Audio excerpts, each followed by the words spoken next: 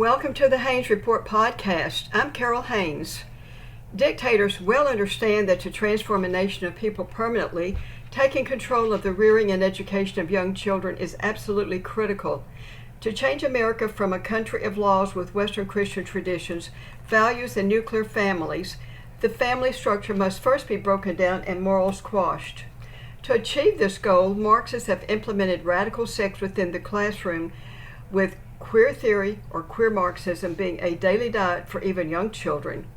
Transgenderism is being deliberately implemented in the classroom, not to help students with gender dysphoria, but to mentally destabilize them so they can be easily manipulated to become angry, deranged Marxist activists. The school purposely blocks the relationships between parents and children so that children can be controlled for political activism. Children become an easy target for pedophiles with devastating consequences, both psychologically and physically. Well, now Americans have come to realize that we have been suckered into supporting queer theory under the banner of a gay and lesbian civil rights movement. Queer theory is a branch of identity Marxism known as queer Marxism. But what is the origin of queer theory? Well, it's generally accepted that the first real queer theory paper was Gail Rubin's 1984 essay, Thinking Sex.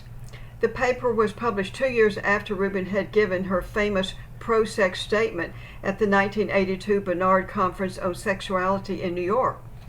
That conference is often credited as kickstarting the feminist sex wars, which debated the role of sex and pornography in the emancipation of women. Rubin was against the censorship of pornography, advocating for the liberation of all sexual activity, including sodomy and adult incest.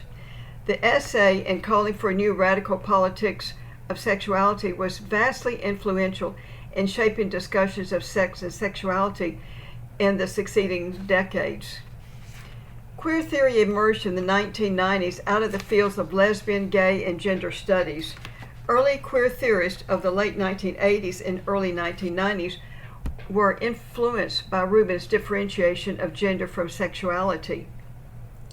Informal use of the term queer theory began in the 1990s with scholars such as Gloria Osselduah, who is inspired by the French historian and philosopher Michael Foucault,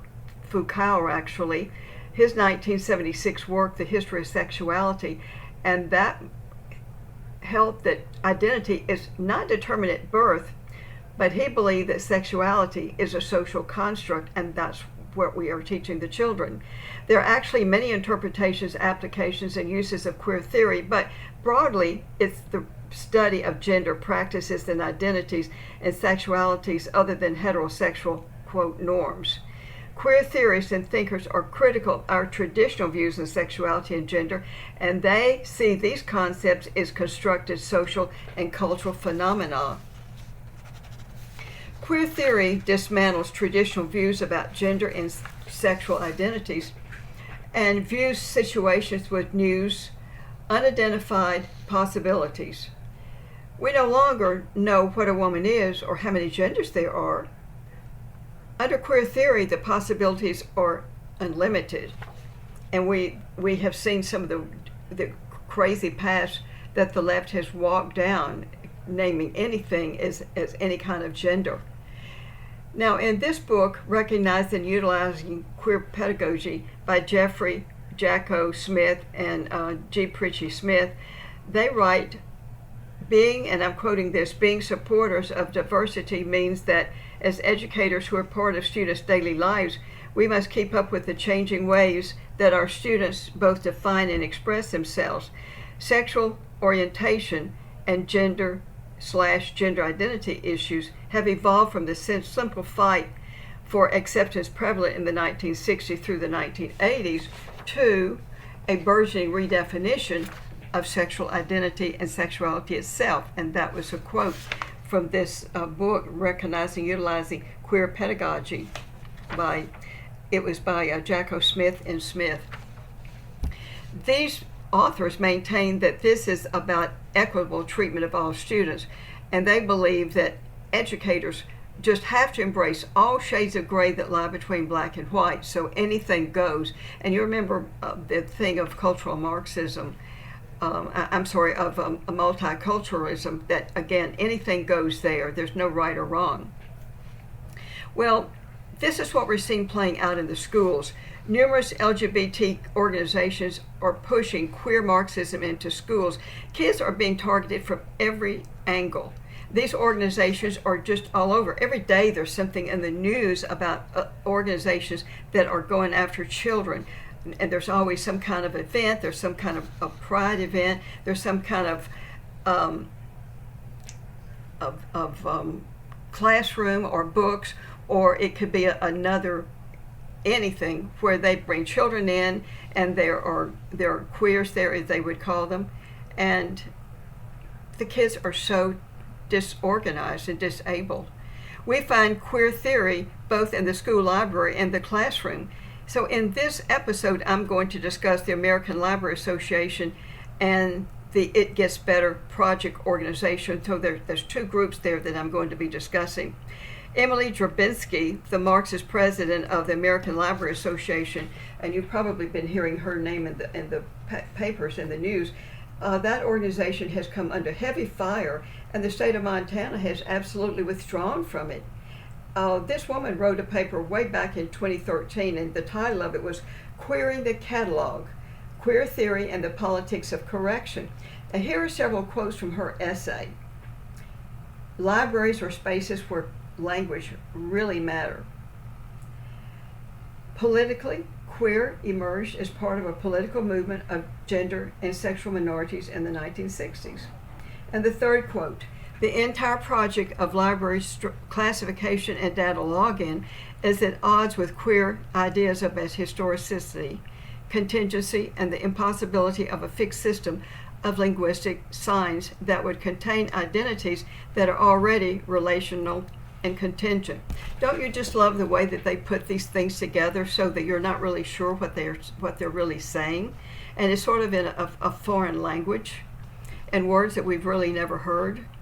Well, in a nutshell, Drabinski is saying this. She wants to change the Dewey Decimal System of classifying and cataloging books in a library, and you know that this is the system that's used throughout. It's a standard national system.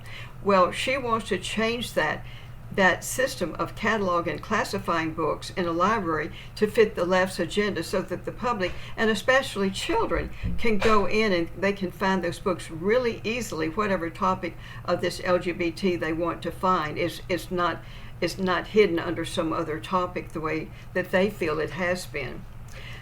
Well, there's an ongoing battle, as you probably again know from the news, between parents who don't want age-inappropriate materials in their school libraries and people like Drabinski who believe that they have the right to push their radical sex ideology into taxpayer-funded libraries. Even with state bans, librarians are keeping age-inappropriate materials where children can actually get to them. Besides queering the library and the classification and cataloging of books, others want to queer the classroom. Here's a story that was out in the last couple of weeks in Daily Caller, and you may have picked it up in some others. So far this year in 2023, this LGBTQ activist organization called It Gets Better Project has awarded at least 56 public and charter schools throughout the United States $10,000 each to promote gender ideology to support the Gender Sexuality Alliance, and those go under the acronym of GSA, and those are clubs. And the money is also to go toward putting on Pride Week celebrations. They haven't talked about drag queen shows. I'm not sure about that, but I'm sure if they can figure it out, they'll use that too. Some school districts throughout the country are using the grants they received to fund gender transition closets.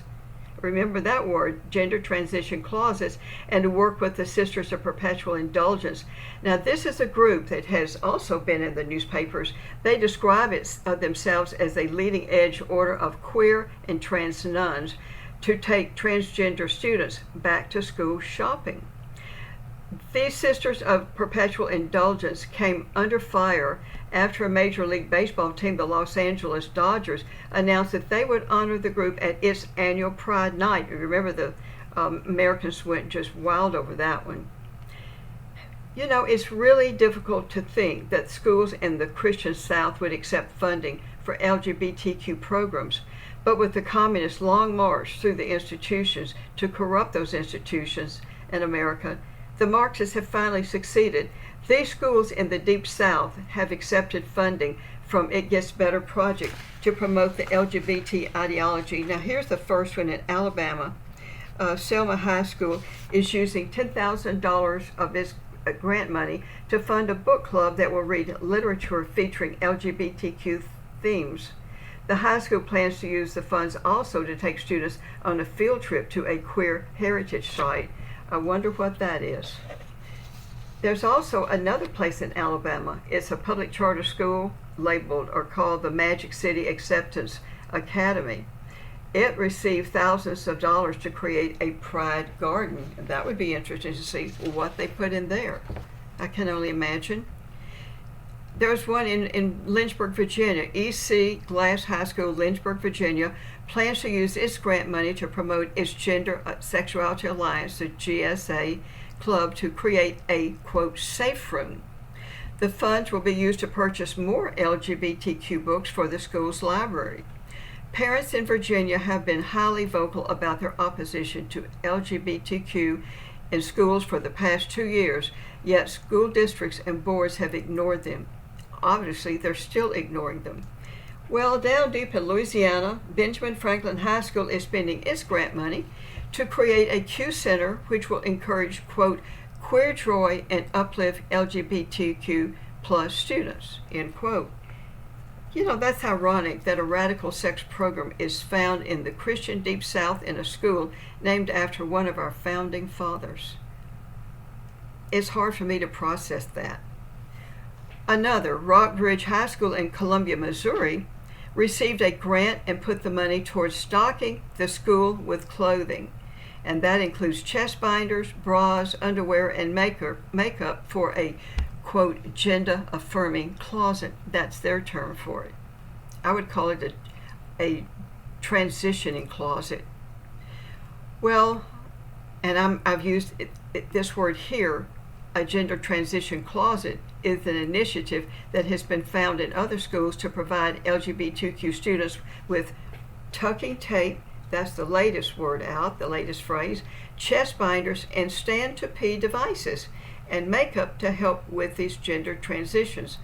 Libraries, children's hospitals, and LGBTQ organizations are partnering up with school districts to provide money and resources to build transitioning closets in public institutions. The materials provided to students aid them in gender transitioning by mimicking the other sex. This, remember, public institutions, that you, the taxpayer, are funding this. You are funding this. Not only does this usurp parents' rights, but schools are practicing medicine for the transitioning youth without the staff being licensed mental health professionals and without parental knowledge or consent. This is illegal every way that you look at it. They can be in serious trouble because there are laws against practicing medicine without a license. And this would be mental health. Tucking tape is used to push tissue breast tissue flat.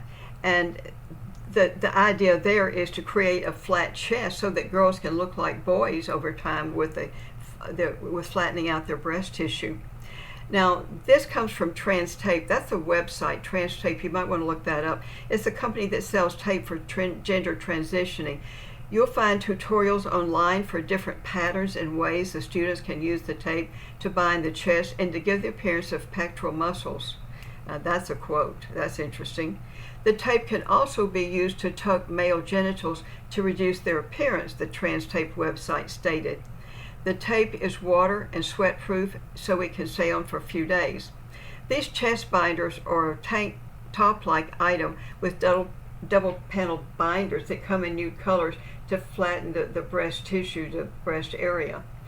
Binder exchange programs are offered for kids who want to transition but can't afford to purchase a chest binder. In other words, they don't want to go ask their parents, and they're told not to go ask their parents. And this trans-led nonprofit organization is DC Area Transmasculine Society is the one who reports this. So in order to be able to receive a free chest binder, applicants must have gender dysphoria that is caused by their chest. Okay, so they have gender dysphoria because their chest is upsetting their psyche here, and they cannot afford a binder because they're not going to ask their parents for it. Being a trans has significant health consequences. The public should be absolutely shocked and outraged with what is being done to children. This article recently, another one in Daily Caller, gave a graphic description of what is happening with a transitioning student. Now, I'm going to quote this. It is so vile. It just blows your mind to think about what these children are going through, because they're told that their problem is because they were born with labeling themselves as the wrong sex, and so they need to do something about it. And so this is all in the name of transitioning. Another thing too, a part of this is that teenagers really don't like to be different. They want to fit in with the crowd. They don't want to stand out. So right now, being a transgender is being cool. That means you're in the inside circle.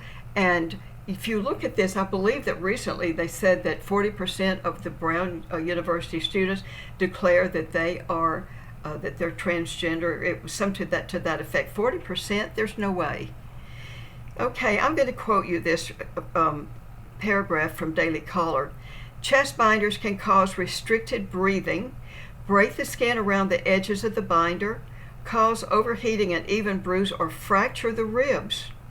Tucking tape can cause chafing, urinary tract infections, problems with urine flow, and twisting of the testicles. Wow.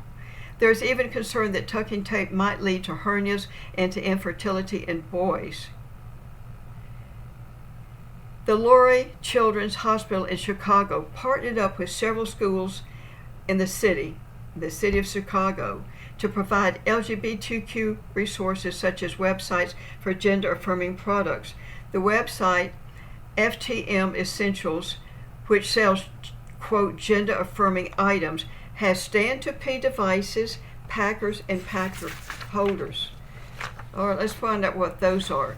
Stand-to-pee devices are prosthetic penises, quote, designed for standing urination, end quote, for females. Harnesses and tight boxer briefs are required to keep the devices in place. Well, females are advised to practice using this device in the shower before going out with it. Females can also use packers or prosthetic penis to create a bulge. And there are all sorts of colors, sizes, and materials for different ages. The transgender closets contain makeup, fake eyelashes, jewelry, and other clothing items like button-up shirts or leggings to allow students to dress like the opposite sex. Well, the head of Gay, Lesbian, and Straight Education Network, that is, the acronym for that is GLSEN, Gilson. The head of that recently told Politico that GSAs, remember that was the club, their clubs for gender, sexuality associations, and other student clubs where young people can practice leadership.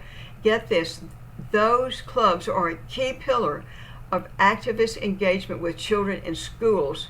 Now, what that means is that these organizations are targeting students who are a captive audience at government schools, taxpayer-funded schools, and creating mentally destabilized youth who hate America. There is a connection also by GLSEN and Target. You'll remember a few weeks ago there was a public furor over Target with calls for boycotting its rainbow flag t-shirts, chest binder, and tuck-friendly undergarments, and their UK-based clothing line by a creepy, satanic transgender designer who promotes drugs and violence. Well, public rage just exploded with news that Target had partnered up for a whole decade with Gay, Lesbian, and Straight Education Network, this GLSEN, and donated more than $2.1 million to this organization. Target's vice president of brand marketing actually is a treasurer of GLSEN. That's how closely related they are. The nonprofit organization, through its Rainbow Library Program, and that was the name of it, Rainbow Library Program, has sent more than 46,000 free pornographic LGBTQ plus books to over 4,600 K through 12 schools. GLSEN encourages teachers to incorporate gender and sex discussions in subjects like mathematics and science. Well, the schools are supposed to keep the parents in the dark about their child's in-school gender transition. There's also a connection between GLSEN and President Barack Obama. During a 2007 speech to Planned Parenthood, Obama said he believed that sex education should be provided to kindergartners. Well, once he got into office, he did bring in this gay founder, GLSEN founder, who is Kevin Jennings. And Kevin Jennings served as Obama's Assistant Deputy Secretary for the Office of Safe and Drug-Free Schools. Now, isn't that a crock? For safe and drug-free schools, and this was in the U.S. Department of Education. So you can see we were going downhill back in 2008. Jennings used his federal perch to implement pornography in public schools. So if we go to GLSEN's website, we find that it provides resources, and these resources, by the way, are aligned with Common Core. And these resources aligned with Common Core are embedding within the content LGBTQ into these academic subjects: English and language arts, science, math, history, social studies, technical subjects, and also sexual health education. Well, this site suggests using social and emotional learning to implement these lessons into the classroom, but we already know that SEL is the vehicle for pushing radical sex and critical race theory into the classroom. Public schools have become nothing more than radical sex centers. That's it. There's no academic learning. Only 1/3 of Americans can now read proficiently. Even fewer are proficient in math and American history and civics. And all the tests that have been out, I've reported quite a bit on tests. You can check that at my website to see where students are rated at where they came in at national testing, even international testing. We are absolutely the joke of the world. Not only education, but of course in our military and other things. American education has been captured by Marxist groomers who are using the children to carry out their revolution. Children are being pushed into transitioning without being able to understand the consequences or even to understand what's really going on. They're just being pushed into it. They're hammered on it day in and day out in classes, and everywhere they look, it is right there in their face. And now they see it on things on TV, they see it on children's things, everywhere they look. If you go into even to stores and you go into makeup areas, if I go into Walmart or Target or somewhere, you go into the makeup line, you will see pictures there of guys, you can tell they're guys who are wearing makeup. Parents are being psychologically manipulated by medical professionals who pressure these parents to allow their children to be surgically mutilated and to be administered drugs for the rest of their lives. Or the parents are told the children were going to kill themselves. Well, that is not true. In some cases, the children have never ever said that. It comes out after they have gone through all these procedures. And now there are lawsuits going on. And I predict there are going to be tons of lawsuits going on against the medical profession and a number of others. This is insanity to leave one's child in this satanic, abusive environment. Parents have no choice but to remove their children from these godless horror shows that are called public schools. Well, folks, that's the end of this episode. I thank you for joining me in this episode of the Haynes Report. Please do see my website for articles and other podcasts at www.drcarolhaynes.com. Also, please subscribe to my newsletter and podcast channels. That's www.drcarolhaynes.com, and there you can subscribe. Until next time,